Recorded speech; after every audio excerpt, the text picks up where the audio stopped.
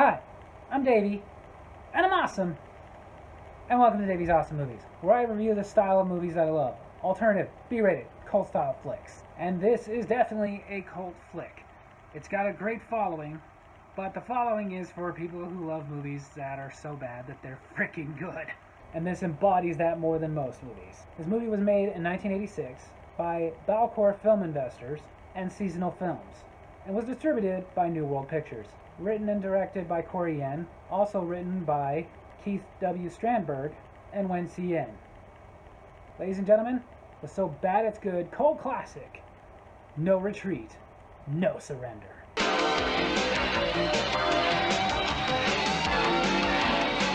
The movie opens in Los Angeles.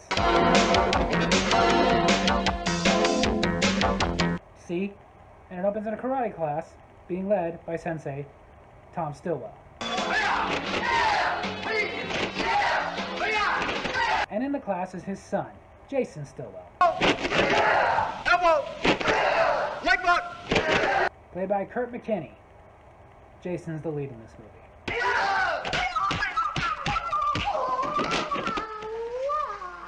What the hell was that? What are you doing? Believe it or not, what he's doing is not the silliest thing you're going to see in this movie. Then, three bad men show up.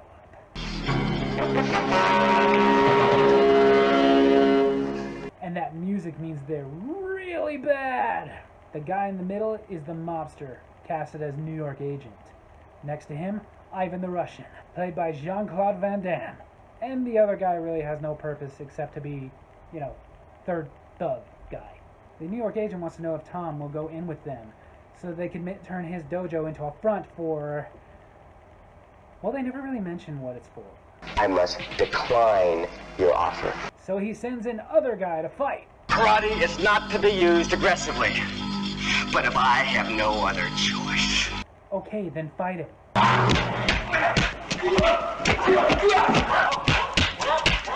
I'm not doing those effects. That's just how ridiculous it is. Tom is beating the other guy, so Ivan the Russian steps in.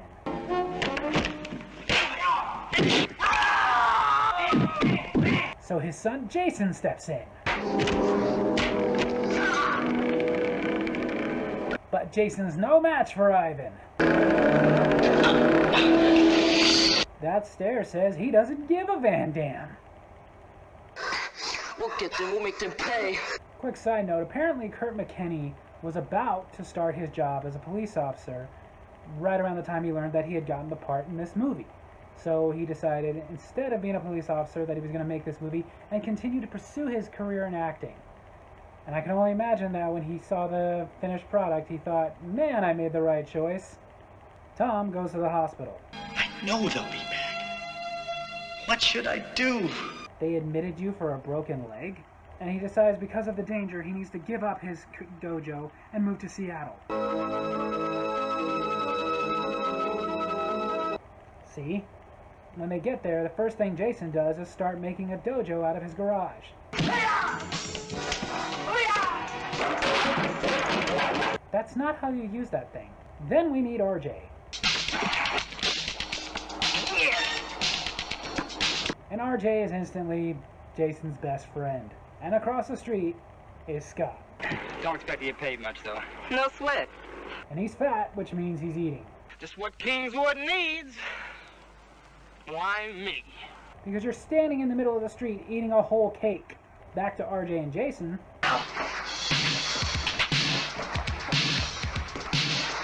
The actor who plays RJ, J.W. Fales, was really desperate to get this role. Why? So he lied, saying that he could breakdance and skateboard, and then of course during production, because he couldn't, they got a double. So every time you see him breakdancing or skateboarding, it's not him. Later, RJ is skateboarding, and...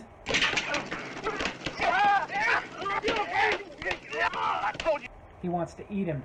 Scott chases RJ until he falls on his butt. Next time we meet, buddy! I'll have a burger! Because Jason is a huge fan of Bruce Lee, and this is Seattle, RJ takes Jason to Bruce Lee's grave. I've read everything about you. That's how I knew that these were your favorite flowers. Okay, I'm a huge Bruce Lee fan, but I didn't know that. Rest in peace. Back to Scott. Told ya. Stick with me, kids. You never go hungry. I seriously doubt that. Scott sees RJ outside, so him and his friends stop eating and go surround him. Looks like you don't have anywhere else to run. You'd think one of these friends would be like, hey dude, you got something on your face. You scared, punk? Would anybody be scared of him? Like, really, this overeater, the only way I'd be scared of him is if I was holding a sandwich. Jason is of course walking by, sees this, and goes to help RJ. There had to be one strong kick. Alright, no retreat, no surrender. Yeah, he said it, but they're gonna say that a lot throughout this movie. But hey, at least now they're gonna fight. You gotta be glad the ski came along, Brucey! Boo! Next time I'm gonna kill you! Of course the owner of the burger place didn't make Scott leave. I mean, Scott's putting his kids through college. At home, Jason gets in trouble for fighting. I'm not a child! Yeah, he's 22! Then, suddenly we're in Reno, Nevada for a karate tournament that's being broadcast on television. The MGM Grand in Reno.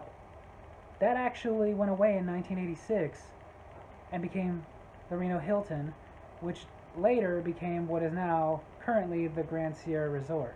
Wait a second. The MGM Grand went away in 86. This movie was made in 86. Coincidence? Oh, and RJ and Jason are watching this karate tournament as Ian Riley, who owns a school out there in Seattle, wins the National Karate Championship. And they're watching on a very small TV. So Jason goes to join this dojo. Since Ian wasn't there, he was busy at the karate tournament, Dean Ramsey, his assistant sensei, is running things. We also find out that Scott goes to this dojo. He's a white belt. And Scott goes and tells Dean something about Jason. Talking about how bad Seattle karate is. What? What? Talking about how wonderful Los Angeles karate is. Okay, if there are any martial artists out there, can you please tell me, is that really a thing? So to get back at Jason for the stuff that he apparently said, Dean has Jason fight their best student, Frank. And Frank beats the crap out of Jason. LA Karate. I'm impressed. It's a real disciplined karate class. Then we meet Kelly at her birthday party. Kelly? Happy birthday! Kelly is Ian's sister, and Dean likes her. I'm not interested. Go find some other girl to pass. But she's not interested because she's going out with Jason. You made such a fuss over it at the pet store the other day, I just had to get it. He's perfect. Now you may be wondering, why am I just mentioning this now? Because this is the first scene that she's been in. There was no mention of her in anything. It was really just 36 minutes into it. All of a sudden, here's Kelly. And, oh, by the way, her and Jason are dating.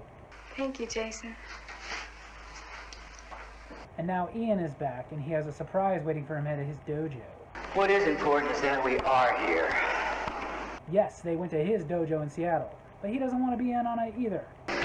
Seattle's next on our list.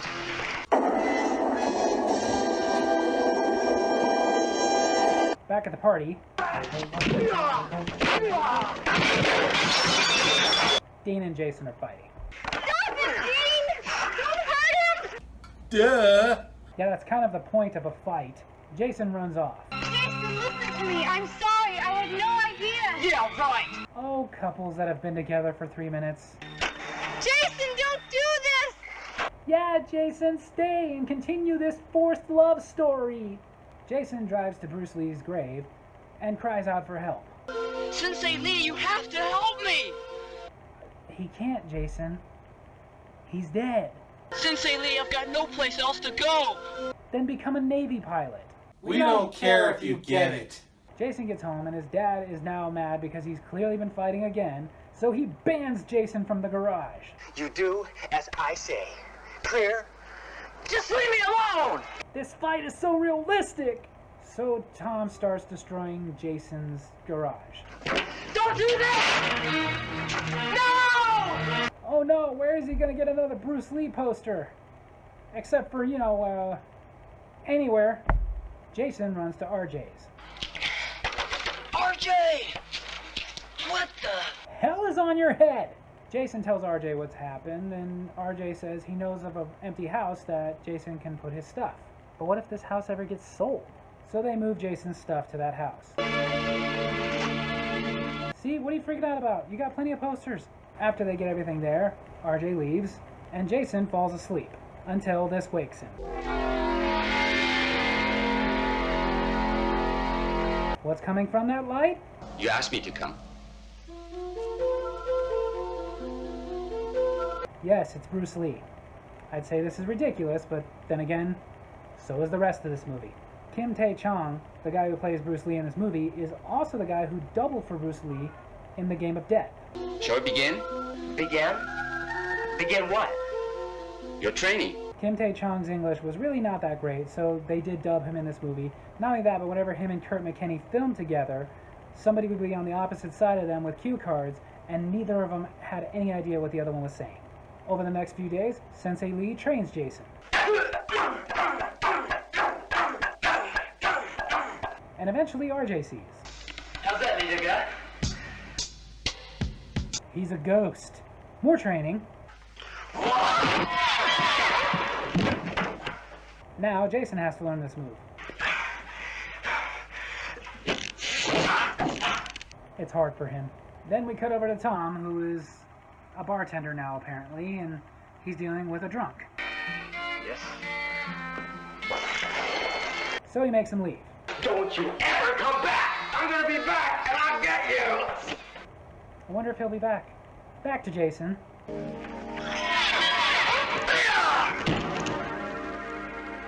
He did it!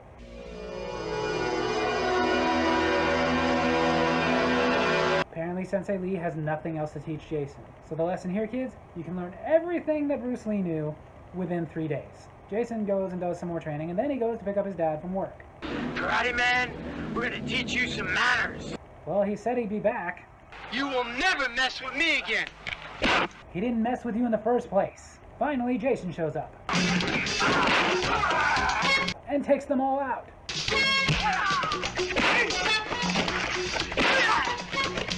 You were a sensei with a school, yet you couldn't take them. But your teenage son can? And just in case you are wondering how 80s this movie is,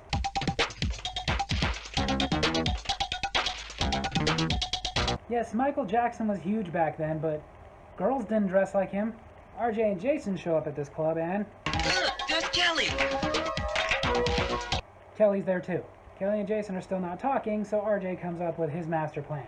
He has guy Michael Jackson go get Kelly to dance with him, and girl Michael Jackson to go get Jason to dance with him, and then does this.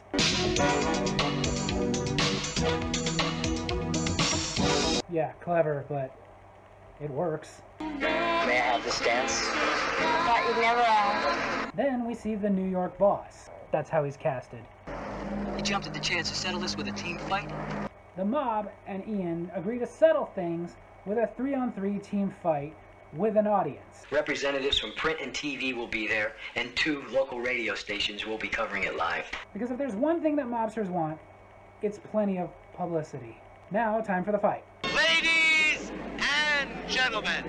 And the mic in this movie doesn't work. Just as they're about to start, There has been a change in the New York lineup. the change is instead of 3-on-3, it's going to be 3-on-1.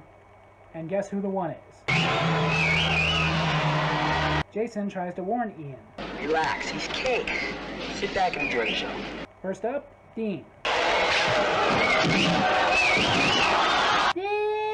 And then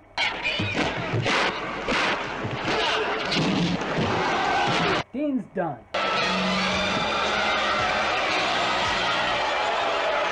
It wouldn't be a Van Damme movie if at some point he didn't do the splits. Next up, Frank. And he's done. Now Ian.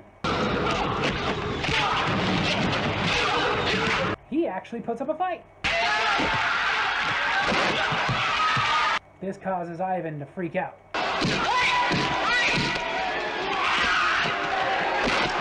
He's disqualified, so technically Seattle wins, but Ivan's not done.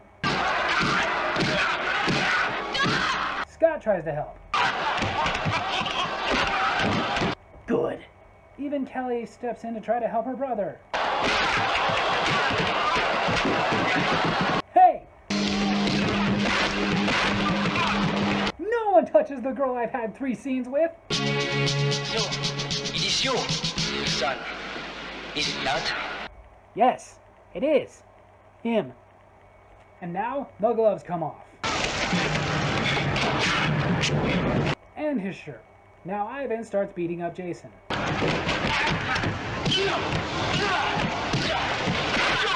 But RJ's got this. No retreat! No surrender! And that's all Jason needed to hear. Was just a reminder of what this movie was called. Ivan gets Jason's leg. But Jason's got this.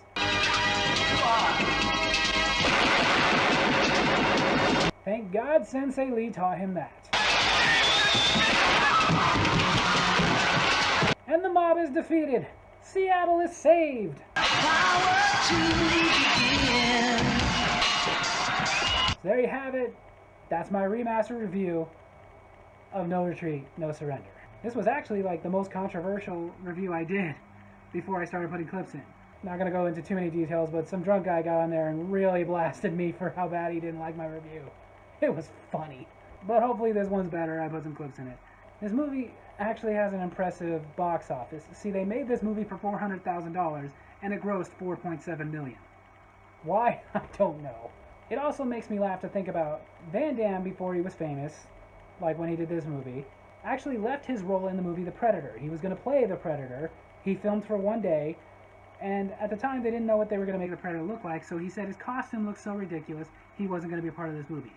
So that movie was too ridiculous, but this one was okay.